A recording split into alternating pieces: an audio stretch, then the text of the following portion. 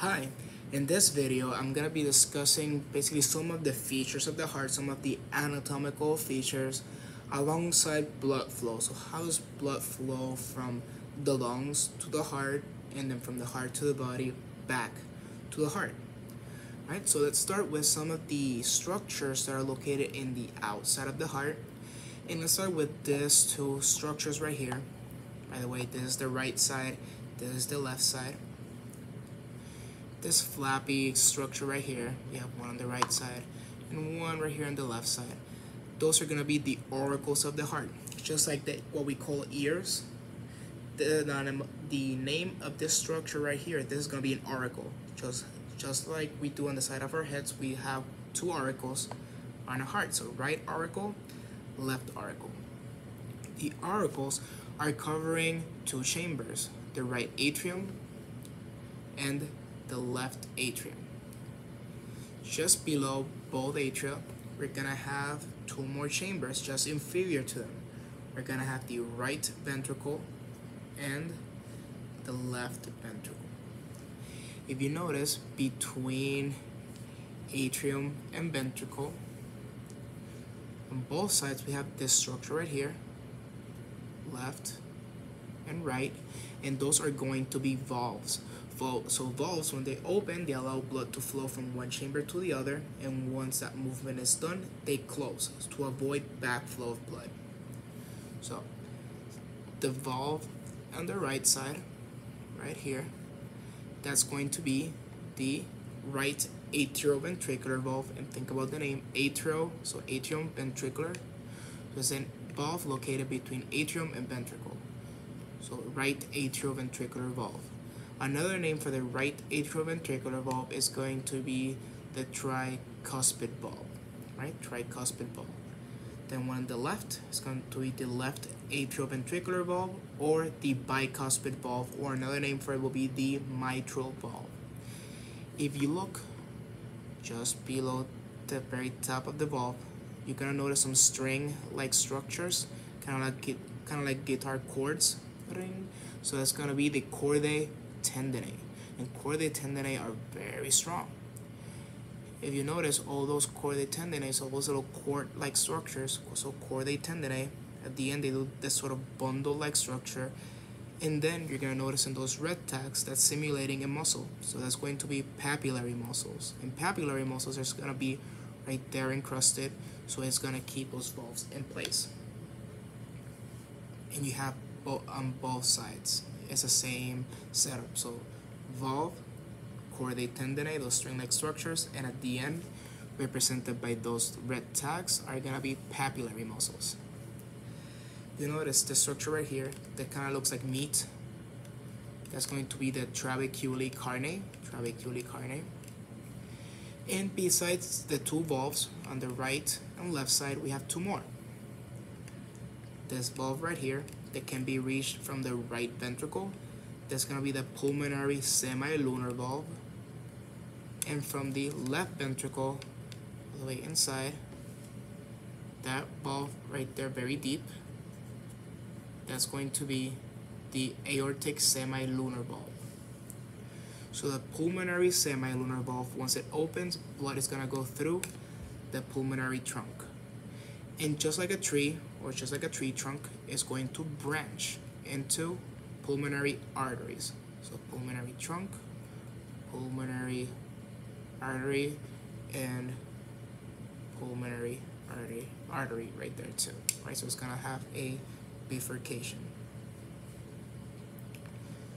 The semilunar aortic valve, once blood goes through there, is gonna lead to the aorta, right? The aorta, this large artery. And the aorta, as it goes up, so this little segment is the ascending aorta, then it takes a little arch, that's going to be the aortic arch, and finally it's going to descend into the descending aorta. You notice the very top of the aorta, there are three vessels that branch out, so we can label this portion right here as the ABCs of the aorta, starting with A, so aortic arch, B for the brachiocephalic trunk, C for the left common carotid artery, and finally the S, so ABCs, kind of like in plural. The S will be the left subclavian artery branching out from there. So if we look on the sides of the models, we have two vessels right here on the right side and two right here on the left side. Those are the pulmonary veins. And pulmonary veins come from the lungs, bringing blood back to the heart. That blood that's coming back from the lungs through the pulmonary veins is going to be blood with oxygen, and it's going to be dumped right here in the left atrium. That's why we see those two kind of dots right there simulating blood coming in from the veins.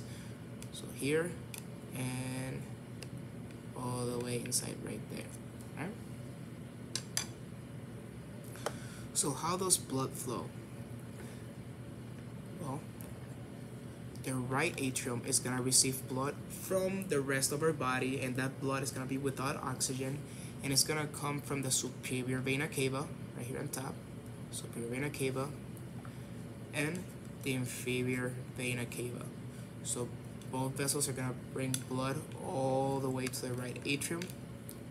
Once the atrium is filled, blood is going to move towards the right ventricle, right through the tricuspid valve. Once the right ventricle gets filled, it's going to contract, and blood is going to be pushed through the pulmonary semilunar valve all the way up the pulmonary trunk, and it's going to go through the pulmonary arteries all the way to the lungs. So once blood reaches the lungs, right, that's where gas exchange is going to occur. So CO2 is dumped in the alveoli, and in exchange, oxygen is going to diffuse inside the capillaries in the lungs. Then blood goes back to the heart through pulmonary veins, right, pulmonary veins, all the way to the left atrium.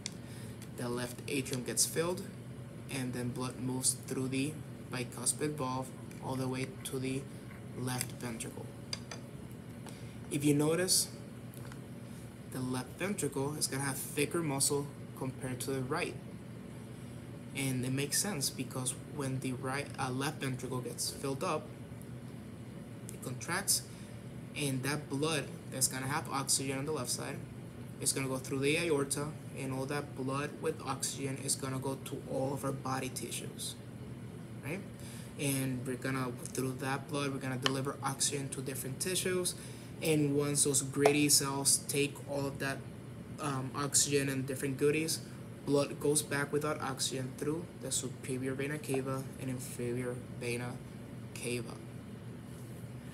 And as you know, the heart is a muscle as well, and it's going to keep contracting, so it's working a lot and constantly. So the heart itself requires a blood supply, it requires oxygen as well. So the cardiac muscle is filled with blood vessels to nourish the heart, the needs of the heart.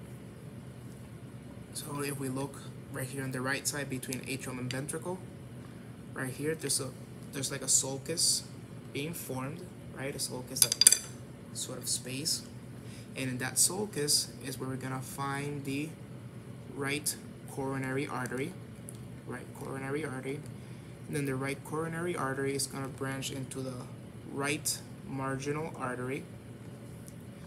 If we go to the left side, right here we're gonna have the left coronary artery all the way here. That's going to be the circumflex artery coming down the middle between both ventricles. That's going to be the anterior inner ventricular artery right there. And here we're going to have the left marginal artery.